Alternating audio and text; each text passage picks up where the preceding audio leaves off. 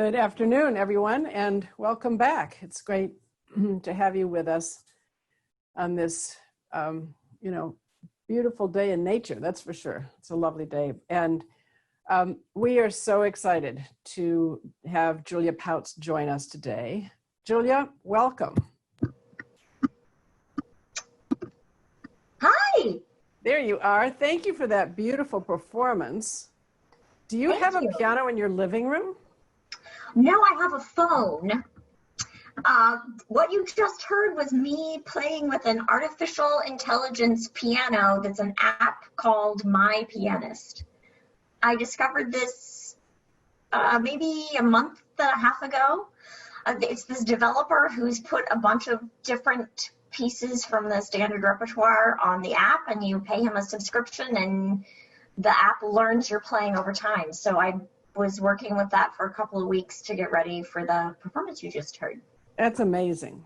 That is just amazing. I think this is, thank you. During this time period, we've all learned so much about technology. You especially, you're part of the social media group of the orchestra, and I know you spend a lot of your day thinking about how we can reach out to children with the composer Superhero. Why don't you, that's one project, but why don't you talk a little bit about that, if you don't mind?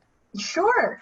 Okay, so back in March, I pulled out this book that my son was given, actually by Maria, the director of education programs, or vice president of education programs. Right. Learning and engagement, yep. There you go, thank you.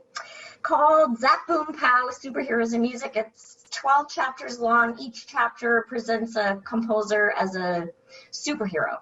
So I thought, I wonder if we could turn these into videos with the musicians of the symphony performing. So I sent a little email off to the address at the back of the book, and this wonderful author, Lucy Warner, got back to me the next day and said, that sounds great, and we worked out the details, and she provided us with this material to go from there. So we now wrapped production. The symphony has been able to post 10 of the 12 chapters. The next 2 are still upcoming. And we've had 53 performances by 33 musicians. We've had 19 members of the San Diego Master Chorale. We've had Navi Mehta be our narrator, and Susan Wolf and her son have put in 300 hours of video editing work. Oh, look who's here! My son is here. Just a second. No problem.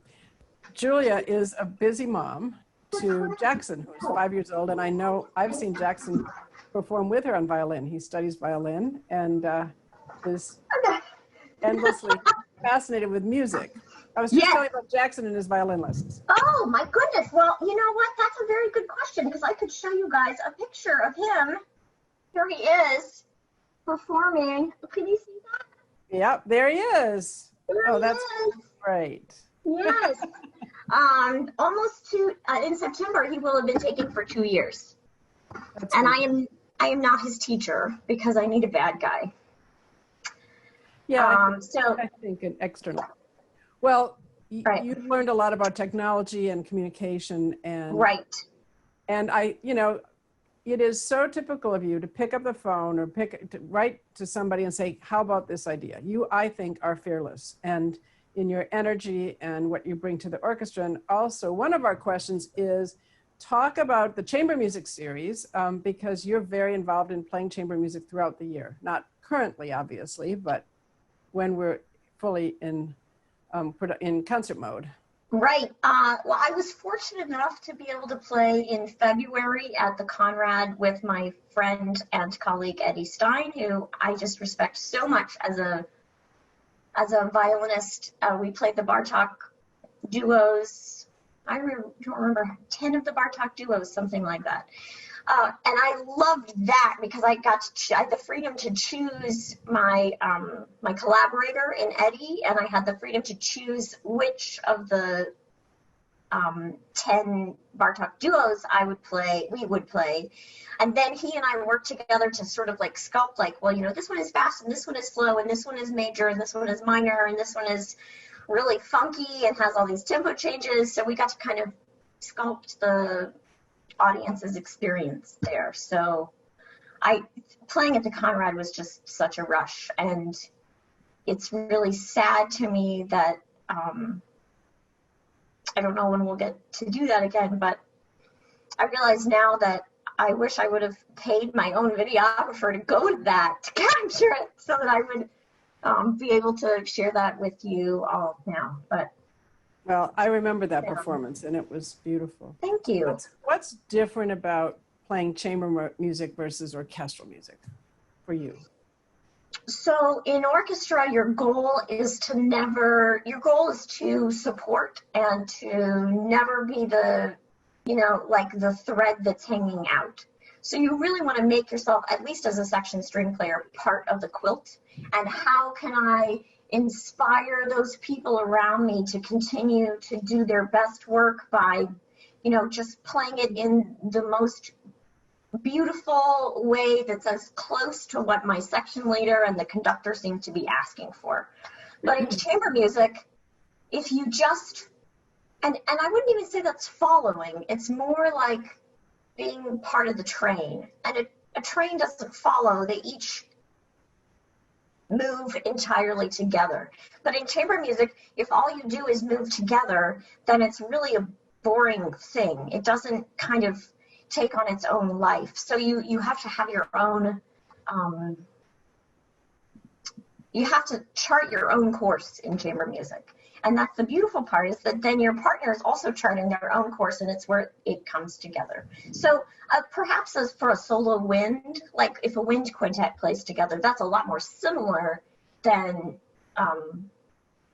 what a section string player, what they experience when they play chamber music, because their role in the orchestra is so different. But I just cherish the variety of experiences. So one thing you may not know about me, Martha, is that 11 years ago, I helped my mom, who's a pianist, found a chamber series in my hometown outside of Austin.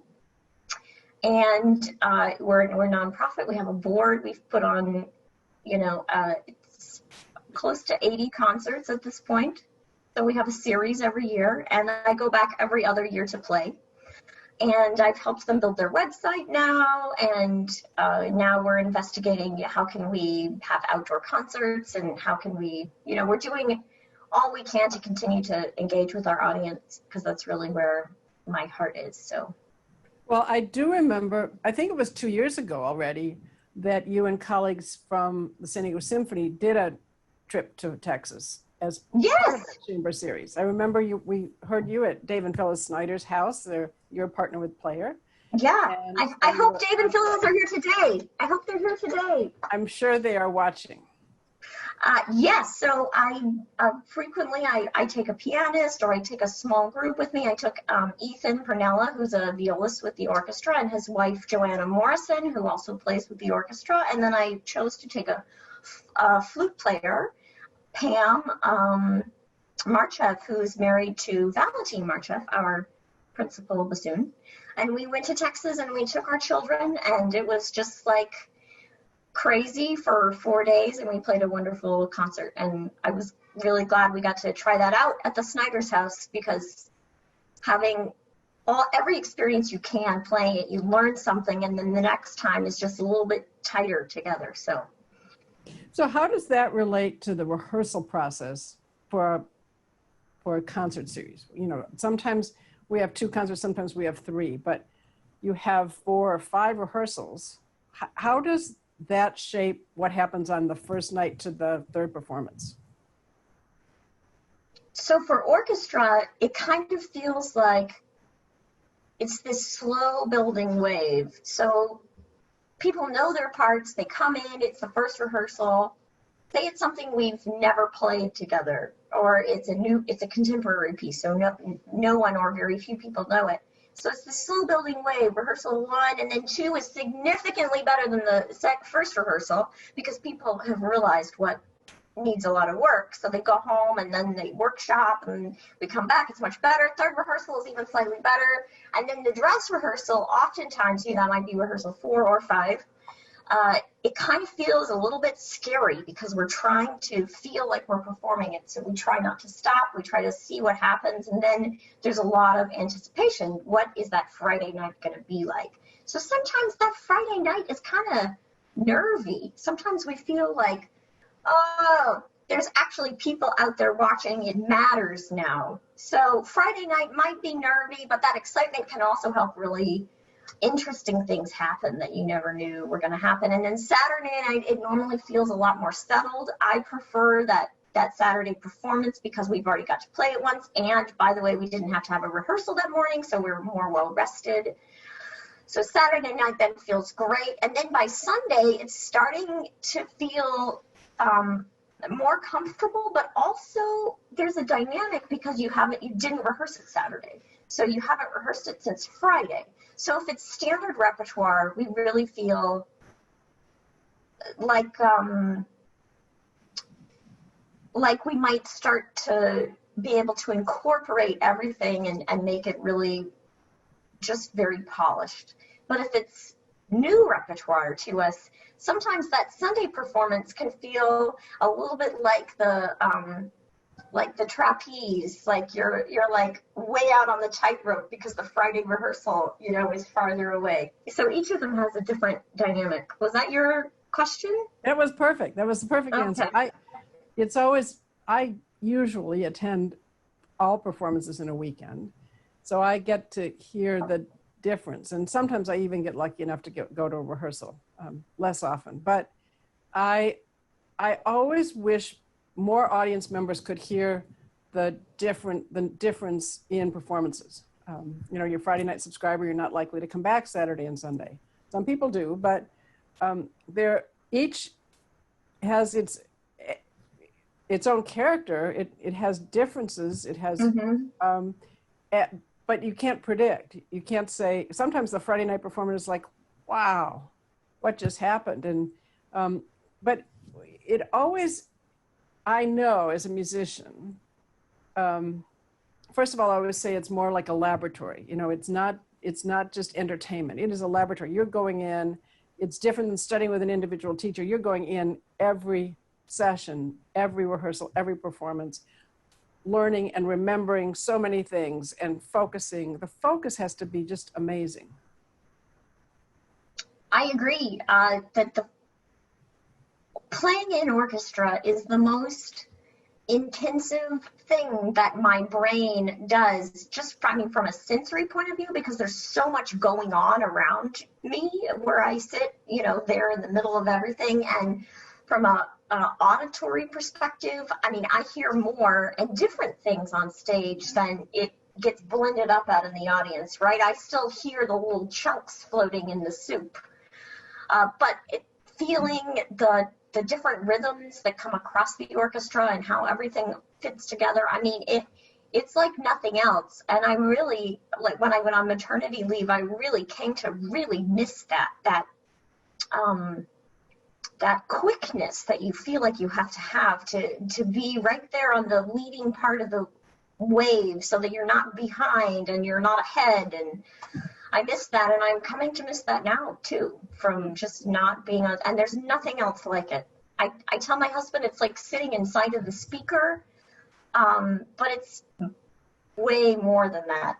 I hope that some of the donors today have gotten to join us for our Partner with the Player performance where they get to sit on stage and hear some of that, because it's like nothing else. Yeah, some of us, to do our jobs, have the luxury of getting up, going getting a glass of water, taking a break. If you've been concentrating for a while, you can do something else. But from start to finish, you're right in there. And it's sort of an Olympic profession in and of itself. It's very exciting. Olympic is an interesting way to say it, because there is an athletic part to it, because you have to be in touch with your body to be able to sit there and make music in your chair and not have it become a passive thing. Because I don't think that, at least the way that I play, I don't think passive has a way to, it has nothing to do with how we sit in orchestra and play, from my perspective. And I think that's one of the things that makes San Diego Symphony great, is because many of us, because the way that the orchestra changed in the past 15 or 20 years, many of us came at a similar time. And so many of us came as young people. And so we're a young orchestra, and we have we've been developing that energy together. Does that make sense? Yes, it does. We've sort of been, it's pretty magical. I had a job in an orchestra prior to this that had not had the same sort of turning over of the soil. So it didn't feel like there was that same sort of regenerative momentum that we have going here. No, I think this is a very unique orchestra in its connectedness, and your colleagues have mentioned that several times on this lunch and listen. I think it's connective tissue is born of a kind of common spirit. And you've been in the orchestra 10 years already. 2010 you came. Is that right? I know. How's that possible, since I'm only 29? Well, yeah, I know, exactly. Yes, I joined on the 100th anniversary season. I think one of the first concerts I played was where we played the Marvin Hamlish composed us a piece with voice choir about San Diego. I don't know if any of you remember that, but it was just, it was a really special year because we had a lot of very high profile guest artists come to work with us that year. It was exciting. Every artist Go ahead.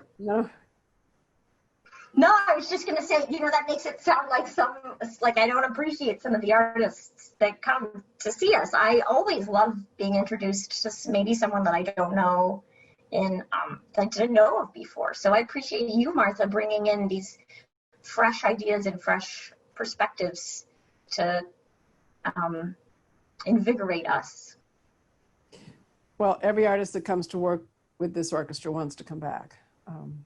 It's kind of universal. It is a great stage to make music on, from just the energy and the commitment. And you play so much different music. We talked about chamber music, and we talked about your orchestral music, but you're there in the summer as well, playing where we would be normally right about now. We'd be in the middle of our summer season, and a wide range of music, from film music to Broadway. You seem to enjoy all of it. Well, I'm going to be honest. I enjoy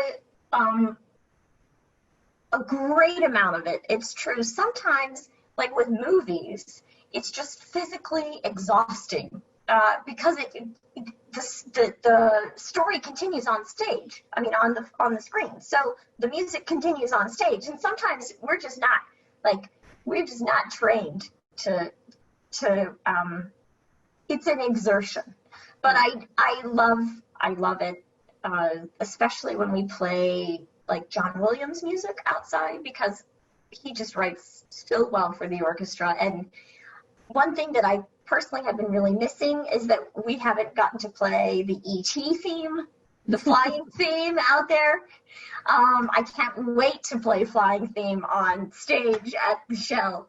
We haven't gotten to play the beautiful, the Princess Leia melody from Star Wars, another just incredible orchestral moment that on its own is just great music, even if you don't know the Star Wars story. So, and I also really miss the dramatic moments that we get from the Broadway stars that always come.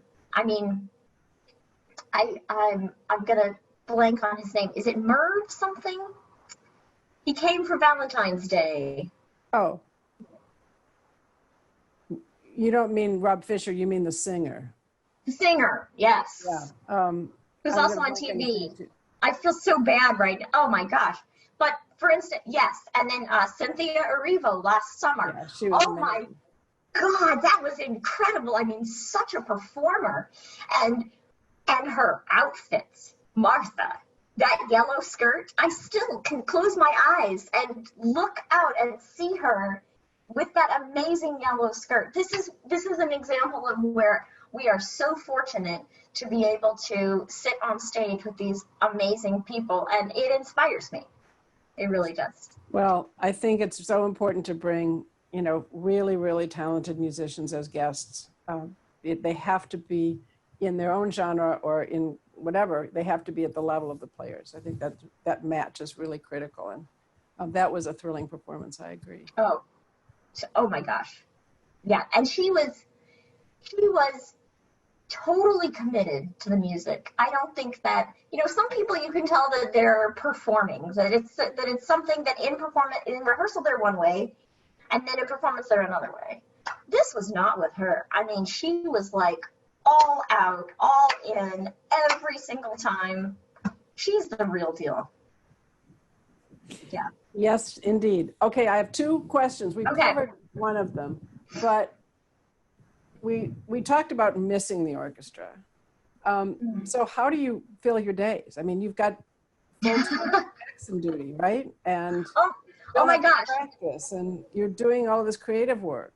I am busier now than I have ever been, which that may sound crazy, but in the past, my son would go to preschool, and then Mondays we wouldn't work with the orchestra. So Mondays he would still go to preschool, but I would get to catch up on things. So I would, make sure that the grocery shopping was done, and then I would be able to like make sure that I had the music learn for the next, week. I had already been working on it, but just make sure that, the little nitty gritty had been taken care of, and then I would get to teach some students for like 5 hours on Monday afternoon. And now, and that was my off day, right? But that actually seems pretty relaxing because now I'm trying to be a homeschool mom for a little boy who's supposed to enter kindergarten. So, I'm printing interesting worksheets out so we can be practicing our left-handed handwriting because, of course, he's decided he's a lefty. We're out in the backyard. We've planted tomatoes, right? So we're out in the backyard. I build so many obstacle courses in the backyard because you have this child who has so much energy that it's like, if I don't get him out somehow doing something to make his little body move, then he's going to make everyone else really miserable because it's just all bottled up, right? So we also practice violin with him for like an hour a day. I know, but... Are you teaching your students virtually? Oh yeah, we're teaching Zoom. So I've moved that to early evenings so my husband can be done because he works for a medical device company. So he's on Zoom most of the day, every day. So I get to be a mom. I mean, I'm trying to see this as, isn't this a luxury that during this special time of my son's life, when he really wants to be with me, that I can be with him? So I try to keep a good perspective, but it's also a little overwhelming to be, this homemaker. Then it comes to be 4 o'clock and I tell my husband, okay, you're on because I have work to do. So then I go and do the work on whatever I'm doing for the social media team, for the musicians. I'm sending back and forth 20 to 30 emails a day about coordinating. Okay, can you play this? Okay, we found this score. Okay, can you help me make this arrangement? Okay, can we get this? Oh, you did recorded this. Great. Can we get this now to the audio engineer? Okay, the audio engineer needs this then to get to the video person. Oh, and then I need to be responsible for finding public domain images that we can use for B-roll or whatever.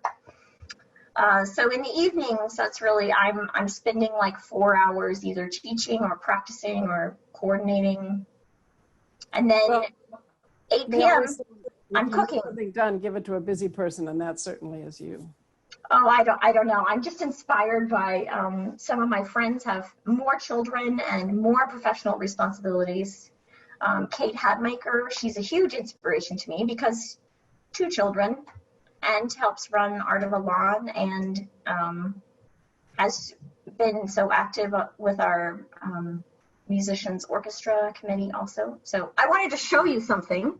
Oh, good.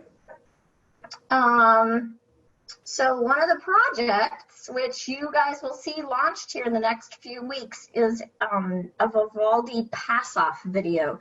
So this was my idea. I thought, okay, well, how can we celebrate San Diego and summer and somehow use our instruments and our music to do it? So I took a movement of Vivaldi, broke it up into 5 different solo parts. This is from Vivaldi Summer. And we recorded it at home. We recorded the orchestra parts at home. We recorded the solo parts at home. And then I had the 5 soloists go out and record the video on location. So here I am. I have a tripod holding this. Here I am at Wind and Sea the other day.